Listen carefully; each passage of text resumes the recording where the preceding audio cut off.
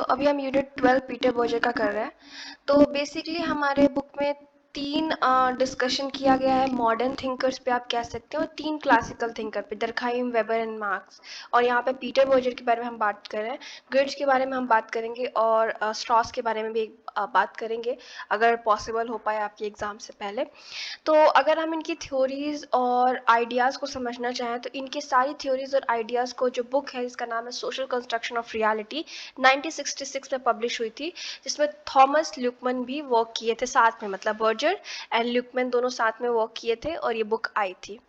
तो basically book क्या क्या हमें बताती है, सोशियोलॉजी ऑफ नॉलेज के बारे में, और एक रिलेशनशिप जो है हमारे बिलीफ, कमिटमेंट और सोशल रियलिटी के बीच में, ये हमें दिखाने की कोशिश करती है। सोशल रियलिटी आप जिस तरीके से समझते हैं कि कोई भी बिलीफ जो सोसाइटी एक साथ करती हो, फॉर एग्जांपल कल्चर में जिस टाइप का कोई हमारा बिलीफ हो गया, फैमिली का बिलीफ हो गया, जिसमें एक साथ लोग कर रहे हैं ना, मतलब एक साथ मिल के आके हम जिस चीज़ में बिलीव करते हैं, एक सोशल कंस्ट्रक्ट ऑफ रियलिटी होता है, ठीक है। वो डिफरेंट होता है और सोशल रियलिटी डिफरेंट होता है। डिफरेंस बहुत ज़्यादा नहीं है। सोशल रियलिटी को आप इस तरीके से समझ सकते हैं कि बहुत बड़े लेवल पे बिलीफ है, और एक इस तरीके से आप समझिए सोशल कंस्ट्रक्ट ऑफ रियलिटी, हमने एक आइडिया को कंस्ट्रक्ट किया और इतनी बार उसको रिपीट किया कि बिलीफ उसके प्रति आने लगा। मतलब मैं एकदम जनरल लैंग्वेज में बता रही हूँ, लेकिन डिटेल में काफ़ी ज़्यादा जाना पड़ता है, बिकॉज दोनों आप सोशोलॉजी के टर्म्स को देखें हैं, क्योंकि काफ़ी डिबेट होता है, कोई भी ह्यूमैनिटीज़ के सब्जेक्ट में जाइए तो टर्म्स पे इतना डिबेट होता है कि आप सिंपल लैंग्वेज में उसको एक्सप्लेन नहीं कर सकते हो, या एक वर्ड या एक सेंटेंस में उसको बताना मुश्किल होता है, बट ओवरऑल आइडिया यही है, ठीक है। तो सोशल कंस्ट्रक्ट ऑफ रियलिटी हम इसमें काफ़ी कुछ पढ़ने वाले हैं, इसलिए मैं ज़्यादा उसमें एंटर नहीं करें। सोशल रियलिटी जो हमारा फैमिली के बारे में, कल्चर के बारे में, सोसाइटी के बारे में, एजुकेशन के बारे में, जो हम लोग का एक तरीके से सब एक साथ आके शेयर्ड जो होता है ना, जो डरखाइम बार बार बात करते हैं, शेयर्ड नॉलेज या शेयर्ड समथिंग, वो आप सोशल रियलिटी कह सकते हैं। अब यहाँ पे क्वेश्चन ये अपने बुक में पूछते हैं कि कैसे लोग कन्विंस्ड हो जाते हैं किसी फिनोमिना में बिलीव करने के लिए। अब कैसे? अब कुछ एक मतलब बहुत बड़ा ग्रुप होगा जो उसके बारे में क्वेश्चन करेगा, जो पूछेगा कि क्या ये सही है क्या। अब यहाँ रिलीजन का है तो पूछ लीजिए। अब रिलीजन में एक पर्सन बिलीव करता है, दूसरा पर्सन अपोज कर रहा है कि कहाँ है गॉड आपके, क्या कर रहे हैं आपके गॉड, दिख क्यों नहीं रहा है, ऐसे बहुत सारे। तो कैसे ये क्वेश्चन इसमें कर रहे हैं कि किस तरीके से दूसरा पार्टी जो बिलीव कर रहा है वो किस तरीके से उतना कमिटेड रहता है, जबकि उस पर इतने क्वेश्चन उठते हैं उसकी चीज़ पे जिसमें वो मान रहा है। मतलब ये बिलीव इतनी स्ट्रांग हो कैसे जाती है, ठीक है। तो इसी के बारे में बेसिकली हमारा पूरा चैप्टर पे डिस्कशन होगा। अब यहाँ पे एक चीज़ समझिए कि जैसे कोई भी सोसाइटी है, वो जो रह रही है, एक सोसाइटी है, वो एक पर्टिकुलर प्लेस में रह रही है, बहुत सारे लोग हैं, नॉल है। अब हम इन लोगों के अराउंड, इन लोगों से रिलेटेड, इन लोगों के आसपास हर चीज़ को एक मीनिंग देंगे, उनके बीच में रिलेशनशिप बनाएंगे, उनके बीच में एक थ्योरीज बनाएंगे। तो देखिए, जो भी चीज़ों को हमने मीनिंग दी है, मान लीजिए फैमिली को जो हमने मीनिंग दी है कि यूनिटी, लोग साथ में रहते हैं, एक दूसरे की हेल्प करते हैं। मैरिज क्यों? क्योंकि उससे रिप्रोडक्शन होगा, फैमिली इंक्रीज होगी। जॉब किस लिए, स्कूल किस लिए, कोई और रिलेशन किस लिए, ये सब किसने बनाया है? हम ही ने तो बनाया है। इस वर्ल्ड ने जो कुछ भी बनाया है, जो चीज़ भी किया है, हमने मीनिंग दी है हर चीज़ को, और वही मीनिंग जो कलेक्टिवली मीनिंग दी गई है किसी भी चीज़ को, कि मैरिज का क्या मीनिंग होगा, फैमिली का क्या होगा, या एजुकेशन का क्या होगा, वही उसको एक तरीके से हमें एक्सप्लेन करता है, दिखाता है, समझाता है। यानी कोई भी चीज़ को जो वर्ल्ड या जो लोग मिलके मीनिंग देते हैं, वही एग्जिस्ट करता है। अब कुछ लोग बोलेंगे एजुकेशन जरूरी नहीं है, इसको कुछ नहीं है। अब एक इंसान के कहने से जो पूरी दुनिया कह रही है कि नहीं एजुकेशन बहुत ज़रूरी है, स्कूल्स बहुत ज़रूरी हैं। आपने वान के बारे में पढ़ा होगा, तो जो कि थिंकर है, वो बोलते थे कि स्कूल ज़रूरी नहीं है, स्कूल एक तरीके से अच्छा सिस्टम नहीं है।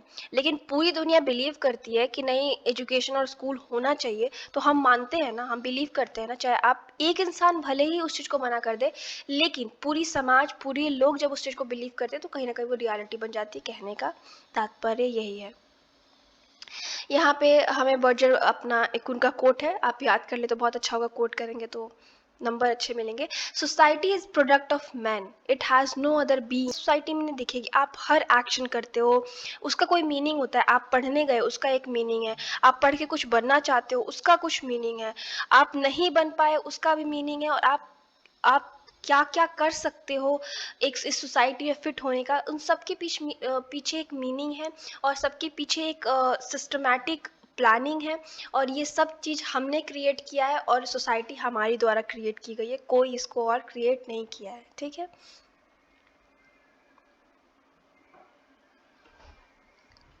देखिए अब डायलेक्ट ऑफ जो इन्होंने बोला man in a society and society in a man, मतलब आदमी सोसाइटी के अंदर है और सोसाइटी आदमी के अंदर है, और हम ही ने इसको बताया। ये तीन प्रोसेसेस से होता है। ठीक है, एक्सटर्नलाइजेशन, ऑब्जेक्टिवेशन एंड इंटरनलाइजेशन। हम जब चीज़ों को अपने अंदर वो करते हैं, ग्रहण करते हैं। ठीक है, अब इसके बारे में थोड़ा हम पढ़ लेते हैं। Externalization man. The biology organism become man, the social being, by interacting with extra organic or extra somatic environment which consist of both physical and human world, society and culture. ठीक है, इसमें क्या हो रहा है, हम ह्यूमन एज अ बॉर्न हुए हैं, इसमें और भी ऑर्गेनिजम्स हमारे साथ इस इन्वायरमेंट में रह रही है। इन्वायरमेंट बहुत सारे अलग अलग चीज़ों से कंसिस्ट है ना, फिजिकल भी और ह्यूमन वर्ल्ड भी, सोसाइटी और कल्चर सब कुछ। ठीक है, अब हम रह रहे हैं तो हमारे आसपास घर है, एक ह्यूमन के आसपास मैं क्या ड्रॉ कर रही थी, ह्यूमन ड्रॉ कर रही थी, ड्रॉ कुछ और ही कर दिया। तो एक ये ह्यूमन है। ठीक है, इसके आसपास और भी चीज़ें हैं ना, फिजिकल इन्वायरमेंट भी और ह्यूमन वर्ल्ड भी है। वो सब चीज़ें कहीं ना कहीं जो एक्सटर्नल चीज़ें हैं, ठीक है, एक्सटर्नल चीज़ें उसके ऊपर इम्पैक्ट डालती हैं। तो वो जो मनुष्य बनेगा धीरे धीरे धीरे सोशलाइजेशन के प्रोसेस से, वो मनुष्य कैसे बनेगा, सारे एक्सटर्नलाइजेशन के उसके साथ चीज़ें हुई होंगी, आसपास के कल्चर ने इम्पैक्ट किया होगा। आई डोंट नो, क्रिमिनोलॉजी आप जानते हैं कि सोशोलॉजी का ही एक सब स्कूल है, और अगर आपने कभी क्रिमिनोलॉजी के बारे में पढ़ा हो तो काफ़ी उसमें थिंकर्स ये बिलीव करते हैं कि जो लोग क्राइम करते हैं कहीं ना कहीं उसके पीछे कोई रीज़न उनके आसपास के इन्वायरमेंट का होता है, यानी सोसाइटी ने उनको बहुत दुत्कारा होता है, सोसाइटी में उनको जगह नहीं मिली होती है, या समाज में उनको निचले तबके का देखा जाता है, या वो ऐसे लोगों के साथ रहते हैं जिसका इम्पैक्ट पड़ता है। तो इससे तो आप बिलीव करेंगे, इस थ्योरी से कहीं ना कहीं आप भी मानेंगे कि हाँ, जैसे मूवीज़ में दिखाया जाता है ना, इंडियन बॉलीवुड मूवी में, कि भाई विलन है तो वो विलन है और वो हीरो है तो हीरो है। ये नहीं दिखाया जाता कि उसके आसपास की क्या रीजंस थी कि इम्पैक्ट किए। पर बहुत सारे अदर कल्चर्स हैं जो कि विलन की भी साइड से दिखाने की कोशिश करें। अब बॉलीवुड में भी मूवीज़ आने लगी विलन के साइड से भी दिखाने वाली। एक विलन में आई थिंक दिखाया गया था, पर मुझे अभी याद नहीं आ रही और एग्जांपल। और बहुत सारे मूवीज़ में दिखाया जाता है कि किस तरीके से सोसाइटी पुश करती है उस पर्सन को। तो इससे आपको समझ में आ जाएगा कि जो भी हम जिस प्रकार के इंसान हैं, अच्छे हैं बुरे हैं, और देखिए अच्छा बुरा तो एक लाइन नहीं होता, लाइक बैड और गुड का कोई लाइन नहीं है, हर कोई यहाँ पे होता है। ठीक है, थोड़ा इधर झुका हो सकता है, थोड़ा इधर झुका हो सकता है, और हम बैड और गुड को कैसे एक्सप्लेन करेंगे इसका भी वो सिस्टम नहीं है। कोई चीज़ आपकी नज़र में बैड हो सकती है, मान लीजिए कि कोई खाना चुराया, आप कह सकते हो उसने चोरी की, लेकिन क्या पता उसको फूड की आवश्यकता हो और अपनी फैमिली को ज़िंदा रखने के लिए कर रहा हो, तो कहीं ना कहीं उसके रियलिटी में वो गुड है, आपकी रियलिटी में बैड है। तो यहाँ से आप सोशल कंस्ट्रक्ट ऑफ रियलिटी भी समझ सकते हैं। तो कोई भी चीज़ इंटायरली या परफेक्टली गुड और बैड नहीं होता, उसमें ग्रे होता है, यानी ब्लैक एंड वाइट कोई चीज़ नहीं होती, ग्रे होती है, mixture of black and white. ठीक है, आई होप कि आपको समझ में आ रहा है। ये चैप्टर थोड़ा ऐसा वाला है, लाइक बहुत ज़्यादा फैक्चुअल बातें ना करके, फैक्चुअल बातें की गई है, मॉडर्न थिंकर्स हैं, लेकिन फिलोसफिकल बातें भी समझ में आपको आनी चाहिए। ठीक है, अब अब ऑब्जेक्टिवेशन क्या है। ठीक है, हम एक फिजिकल और मेंटल एक्टिविटी कर रहे हैं कुछ रियलिटी को अटेन करने के लिए, और फिर वो फैक्चुअल बन के हमारे सामने आ रही है। सिंपल लैंग्वेज आप इसको इस तरीके से समझे कि मान लीजिए कि हमको अपना हमें किसी को प्रपोज करना है। फॉर एग्जांपल हम ले लेते हैं, मॉडर्न थ्योरीज पढ़ रहे हैं तो मॉडर्न एग्जांपल्स। तो प्रपोज करना है तो आप क्या करेंगे, आप एक बुके तैयार करेंगे, उसके लिए रिंग तैयार कर सकते हैं, और फिर आप अपने शब्दों द्वारा उसको एक्सप्रेस करेंगे that how much you love that person, ठीक है, कुछ भी आप कहेंगे that you will marry me और एनीथिंग, इस तरीके से आप कुछ भी कह के उसको अपनी बातें एक्सप्रेस करेंगे। तो आपने फ्लावर खरीदा, मान लीजिए आपने कोई गिफ्ट अपने हाथ से बनाया और मेंटली आपने उसको अंदर से फील करके एक्सप्रेस किया। तो जब ये एक्टिविटी आप करते हैं और वो भी इस तरीके से, जब समाज उसको एक्सेप्ट करता है, लाइक बहुत सारी सोसाइटीज़ में ये एक्सेप्टेंस है, तो आप इसको बोल सकते हैं कि ये ऑब्जेक्टिवेशन है, ठीक है। सो इंटरनलाइजेशन क्या है? इंटरनलाइजेशन क्या है? तो जो आपने ऑब्जेक्टिव रियलिटी थी, ऑब्जेक्टिवाइज्ड रियलिटी थी यहाँ पे जो हमने अभी पढ़ा, तो आपने प्रोसेस किया कि आपने प्रपोज किया उस पर्सन को, ठीक है, लेकिन आपको क्या समाज के दायरे में रह के करना है, आप ऐसा कुछ उल्टा सीधा नहीं कर सकते। तो बेसिकली यहाँ पे कहने का तात्पर्य है, जब आप तीनों चीज़ों को अटेन कर लेते हो, ठीक है, तो आप हो जाते हो क्या? Product of society. अभी हमने क्या पढ़ा? हम लोगों ने क्रिएट किया है सोसाइटी ना, अब हम सोसाइटी के प्रोडक्ट कैसे बन गए? क्योंकि क्रिएट तो हमने सोसाइटी को कर दिया, लेकिन चार लोग क्या कहेंगे उसके हिसाब से हम आज भी चलते हैं। अगर हम सोसाइटी के हिसाब से नहीं चले तो क्या हो जाएंगे हम? नॉर्मलेस, या जो एनोमी वर्ड दिया गया है जिसको सोसाइटी एक्सेप्ट नहीं करेगी, तो ठीक है, तो अब हम हो गए प्रोडक्ट ऑफ सोसाइटी।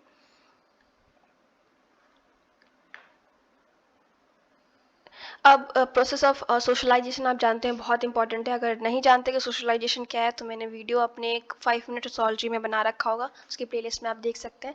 तो यही सबसे प्रॉपर तरीका है, या तरीका है जिसके थ्रू हम सभी जो सोसाइटी के rule regulation, knowledge, customs, norms जो भी है वो सीखते हैं, ठीक है।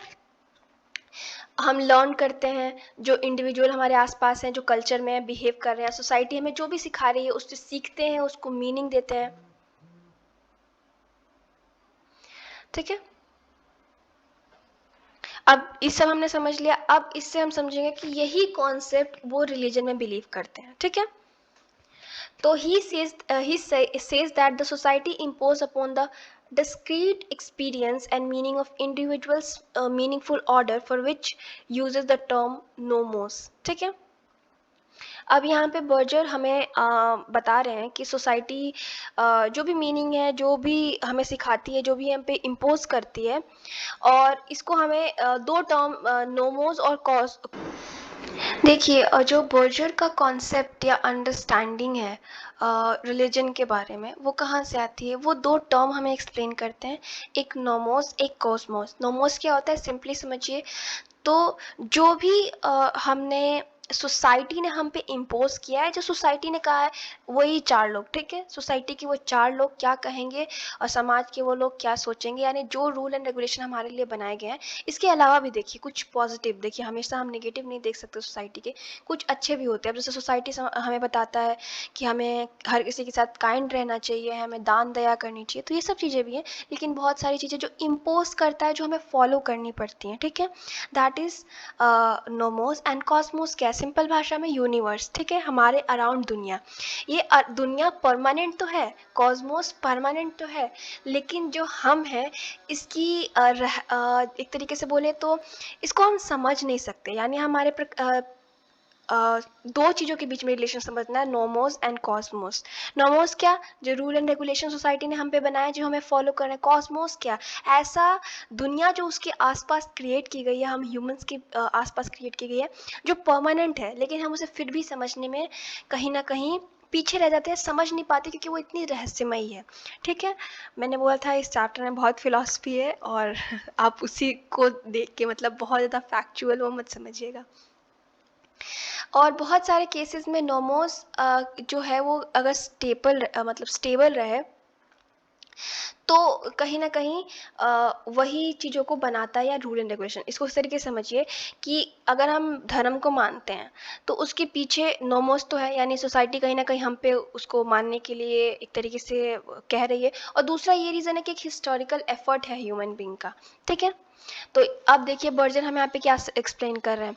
Berger thinks that the religion enter into argument for Berger the religion has to be seen in a millennium of relationship between socially constructed order and the fundamental meaning inherent in the universe. ठीक है, अब इसको ये चीज़ को आप याद कर सकते हैं तो करिए, बहुत ही अच्छा है। सेंटेंस में आप लाइक कहीं कोट कर सकते हैं। तो इनके कहने का मतलब क्या है कि रिलीजन क्या है, रिलीजन को हम किस तरीके से देख सकते हैं। एक तो समाज ने हमको बताया है कि हमें रिलीजन को मानना है, समाज ने कहीं ना कहीं उसको कंस्ट्रक्ट किया है, समाज ने कहीं ना कहीं कहा है कि धर्म आवश्यक है, और कहीं ना कहीं कॉस्मोस की तरह है। कॉस्मोस के बारे में मैंने अभी क्या बताया कि परमानेंट तो है यूनिवर्स, परमानेंट तो है मतलब यूनिवर्स इस तरीके से, लेकिन कहीं ना कहीं उसको हम समझने में उतने अभी समझ नहीं पाते। उसको समझने के लिए हमें बहुत कुछ करने की आवश्यकता तो नहीं है, लेकिन वो अपने आप में एक रहस्यमय चीज़ है। ठीक है, यहाँ पे देखिए क्या बोल रहे हैं कि मैं ये नहीं कह रहा हूँ, मैं ये नहीं बोल रहा कि रिलीजन रियलिटी नहीं है, रिलीजन खराब है, बुरा है, सही नहीं है, कुछ भी नहीं। ये रिलीजन के बारे में कुछ मतलब ऐसा कॉन्क्रीट हम जजमेंट नहीं दे रहे हैं। ठीक है, इनके कहने का मतलब ये बस उसको सोशलॉजिकली हमें अंडरस्टैंड करा रहे हैं कि वो क्या हो सकता है। ठीक है, sociological perspectives on religion are empirically founded and tested, and they do not deal with the truth or falsity of religion. समझिए, आपने सुना होगा कि सोशोलॉजी, आप सोशोलॉजी के स्टूडेंट हैं, कि सोशोलॉजी कभी जज नहीं करती, कभी बताती नहीं है कि ये चीज़ सही है या गुड है। सोशोलॉजी का काम क्या है, बताना। सोशोलॉजी एक पर्सपेक्टिव देती है कि ये चीज़ क्या हो सकती है, कभी भी इसका काम नहीं है कि जज करना कि क्या चीज़ सही है क्या चीज़ गलत है। हमें बताना है उस चीज़ को प्रैक्टिकली, एम्पेरिकली, जिसको हम बार बार प्रूव कर सकते हैं। साइंस में क्या होता है, आप कुछ भी थ्योरी बनाते हैं तो आप उसके स्टेप्स लिखते हैं। क्यों लिखते हैं? आप जब उस स्टेप्स को फॉलो करके सेम रिजल्ट पे पहुंचेंगे तो आप कह सकते हैं कि ये चीज़ साइंटिफिकली प्रूव हो सकती है। सिमिलरली हमें सोशोलॉजी में करना है, हमें स्टेप वाइज किसी चीज़ को प्रूव करना है, और कभी वो और कोई भी उस स्टेप के ऊपर चले तो उसको सेम रिजल्ट मिले जो हमें मिले। यानी हमें ऐसे सोशोलॉजिकल पर्सपेक्टिव बतानी है, साइंटिफिकली टेस्टेड, जो कभी भी कोई उसको फॉलो करे तो फिर बार बार प्रूव हो। यानी साइंटिफिक हमें थ्योरीज देनी है रिलीजन के बारे में। हमें ये नहीं बताना कि ये रिलीजन अच्छा है, ये बुरा है, ये खराब है, या ये सही है, या ऐसा होना चाहिए। ठीक है, वो हमारा काम नहीं है, और वो ह्यूमैनिटीज़ के किसी भी स्टूडेंट का काम नहीं है। अगर हम बात करें वेबर डिफरेंट जो क्लासिकल थिंकर्स, मतलब सॉरी, बर्जर जो क्लासिकल थिंकर्स हैं उनको, उनकी भी जो अप्रोचेस हैं उनको स्टडी करते हैं, तो वो कंपेयर करते हैं वेबर और डर्कहाइम को यहाँ पे। तो वो बोलते हैं कि वेबर के अगर हम कंपेयर करें तो डर्कहाइम की जो थ्योरी है वो रेडिकल सोशलॉजिकल लगती है। ठीक है, किस प्रकार से? क्योंकि डर्कहाइम ने हमें दो चीज़ें बताई हैं कि सेक्रेड क्या होता है, जिसको जिसको हमने सब चीज़ों से अलग कर रखा है, उसको स्पेशल अटेंशन देते हैं। जैसे कि किसी के केस में मस्जिद हो गया, किसी के केस में मंदिर हो गया, अब उस पर आप हर काम नहीं कर सकते, वो सेक्रेड है, आप उसके लिए एक particular rule and regulation follow करेंगे। ठीक है, और उसका फंक्शन क्या है रिलीजन का? लोगों को बांध के रखना, एक मॉरल कम्युनिटी बना के रखना। रिलीजन का रूल एंड रेगुलेशन होता है ना कि आपको अच्छे से बिहेव करना है, दान देना है, आपको इस तरीके से कपड़े पहनने, इस तरीके से बात करना है, इस तरीके से सर झुकाना है या हाथ जोड़ना है, जो भी है। तो ये हमारा हो गया। उसके बाद सोशल फैक्ट्स में, इसको बहुत ज़्यादा एक्सप्लेन नहीं करूँगा, आप सोशल फैक्ट जानते होंगे। ठीक है, इसको ज़्यादा अभी हमें इसी पे फोकस करना ज़रूरी है। फॉर ल्यूकमैन क्या है? Everything genuinely human is religious. ये बहुत ही सुंदर तरीके से ल्यूकमैन ने यहाँ पे एक्सप्लेन किया है। और जो भी नॉन रिलीजियस है वो एनिमल नेचर ऑफ मैन है। आप इस तरीके से समझिए कि रिलीजन हमें क्या बोलता है। कोई भी धर्म उठा लीजिए, XYZ, हम पर्टिकुलर धर्म पे नहीं जाएंगे। ठीक है, कोई भी अच्छा इंसान बनने की, ठीक है, लोगों के प्रति दया भाव होना, बहुत ही, मुझे नहीं लगता कि कोई भी रिलीजन अगर आप उसका असली मतलब ढूंढने जाए तो कहता है कि किसी को मार दीजिए, किसी को काट दीजिए, या कुछ ऐसा करिए। हर रिलीजन पीस की बात करता है, हर रिलीजन बात करता है एक दूसरे के रिस्पेक्ट की। यानी जब हम ह्यूमनली, जब हम इंसान की तरह बात करते हैं, ठीक है, आई एम सॉरी, जब हम इंसान की तरह बात करते हैं या इंसान की तरह बिहेव करते हैं, इंसान की तरह होते हैं, उसको हम रिलीजियस कर सकते हैं। एवरीथिंग, ठीक है, इसीलिए रिलीजन को इतना इन्होंने इस तरीके से एक्सप्लेन किया, क्योंकि रिलीजन में हमें सर्टन तरीके से बिहेव करना होता है, सर्टन तरीके से बात करता है। और जो हमारा एनिमल नेचर है, किसी को मार देना, काट देना, छीन लेना, झगड़ा करना, ये सब चीज़ें क्या होती हैं? Non religious. ये बहुत ही बढ़िया तरीके से ल्यूकमैन ने एक्सप्लेन कर दिया इतने कम शब्दों में। आप अगर इसको याद कर ले और फ्यूचर में आप कोई भी रिटन एग्जाम दे रहे हैं, आप कोट कर दे अगर रिलीजन के बारे में, तो बहुत ही ब्यूटीफुल डेफिनेशन में इसको कहूँगी।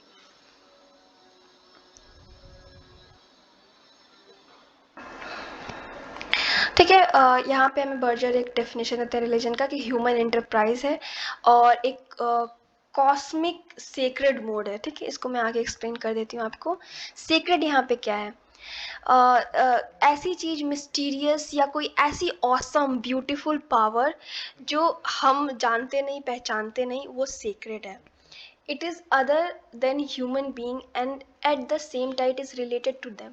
ठीक है, हमसे अलग है। अब जो भी हम रिलीजन में पूजते हैं या जो रिलीजन में हम मानते हैं वो ह्यूमनली तो नहीं होता ना। हम बहुत ही कम धर्म होगा जहाँ पे ह्यूमन की पूजा होती है, वैसे होती है पर उसको हम भगवान नहीं मानते, उसको ह्यूमन, संत, गुरु इस टाइप में मानते हैं। ठीक है, तो बेसिकली वो ह्यूमन से डिफरेंट है ये जो सेक्रेड चीज़ है, लेकिन फिर भी इतना ज़्यादा हमसे कनेक्टेड है। यानी सेक्रेडनेस क्या है? ये हमारे ह्यूमन एक्सपीरियंस में होता है। ठीक है, this quality is attribute to natural phenomena and objects, to human being and to things that man have produced. ये हैव है, 6 यहाँ पे नहीं है, गलती से हो गया। There are sacred rock, sacred cloth, sacred time, sacred tool, sacred space and so on.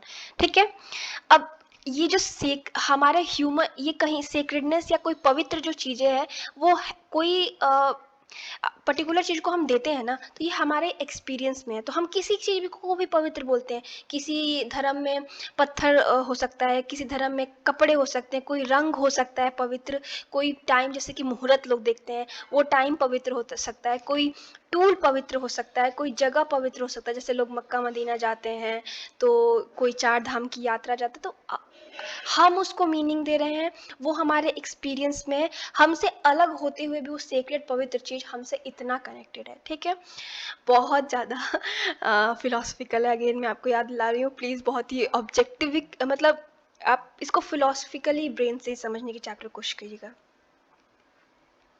अब सेक्रेड क्या है? ये रिलेटिव भी है। किस तरीके से? जो एक सेटिंग में सेक्रेड है, अभी के लिए जो पवित्र है, ज़रूरी नहीं कि वो आगे के समय में या अलग धर्म में पवित्र हो। All sacred things share certain uniformities, मतलब कुछ अलग अलग चीज़ें। ठीक है, firstly sacred is seen as a sticking out as a being different from the normal routine of everyday life.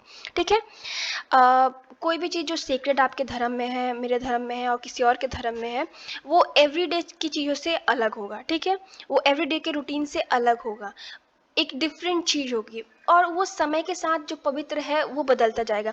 मान लीजिए कोई नॉर्मेटिव रिलीजन है जिससे प्रेजेंट का रिलीजन बन के आया है, तो जो उस टाइम पे पवित्र चीज़ें थी, ज़रूरी नहीं है कि वो आज भी कंटिन्यू हो कि वो पवित्र चीज़ें हो या उसकी आज भी पवित्रता मानी जा रही हो। ठीक है, उसके बाद हम सीक्रेट ऑब्जेक्ट के बारे में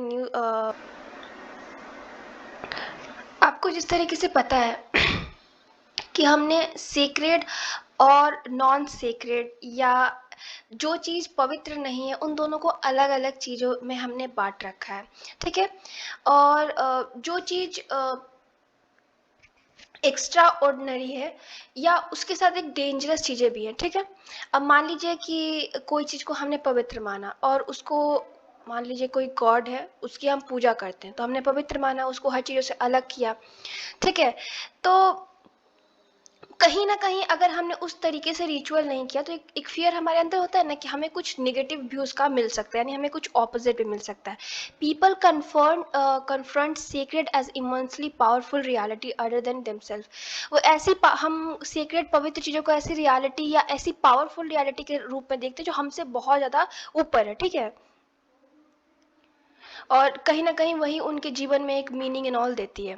अब लाइक डरखाइम की तरह बर्जर भी ऐसा समझते हैं कि जो सेक्रेड और प्रोफेन के बीच में रेखा है, यानी पवित्र और अपवित्र के बीच में, पवित्र देखिए या अपवित्र, दोनों इस वर्ड को सही तरीके से डिफाइन नहीं करता, मैं आपको समझाने के लिए कर है। ठीक है, तो आप इस तरीके से समझिए, the category of profane is negatively defined. ठीक है, जो प्रोफेन है हमने उसको किस तरीके से डिफाइन किया? निगेटिवली, कि भाई वो अपवित्र है, वो अगर पवित्र के आसपास आएगा तो एकदम चीजें बदल जाएंगी, अपवित्र को दिक्कत हो जाएगी या कुछ पवित्र को। ठीक है, इसको हमने ऐसे बोल रखा है कि वो पवित्र नहीं है या उसके पास पवित्रता का स्टेटस नहीं है।